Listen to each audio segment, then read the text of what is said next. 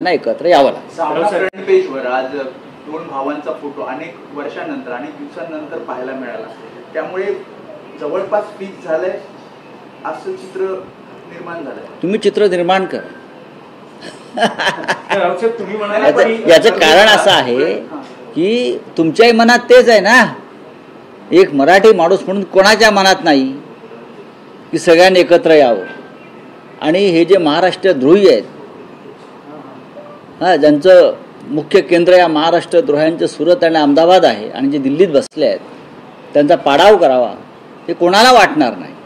आम्हाला सगळ्यांना वाटतंय, आम्ही त्या मताच्या आहोत. नाही राऊत, पण मनसेचे काही नेते असं म्हणतात की 2014ला जेव्हा भाजपने शिवसेनेबरोबर युती तोडली, ही मागे 2017ला सुद्धा महापालिका निवडणुकीच्या वेळेस युती तुटली. कोण काय म्हणताय महाराष्ट्राच्या जनतेच्या मनात होतं. बघा, कोण काय मागच्या गोष्टी खाजवत बसल्यात त्यात काय मला इंटरेस्ट नाही आहे.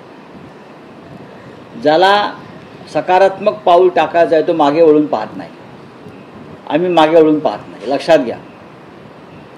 आम्ही अजिबात मागे वळून पाहत नाही. आम्ही भविष्य पाहतो. ते 2014ला काय झालं, 1918ला काय झालं, 1857च्या बंडामध्ये तुमचा विचार असा होता, 1622ला मग असं होतं. किती मागे जाणार आहात तुम्ही, किती मागे जाणार. आमची भूमिका स्पष्ट आहे की भविष्याकडे पहा. आज या महाराष्ट्राचा उज्ज्वल भूतकाळ असताना या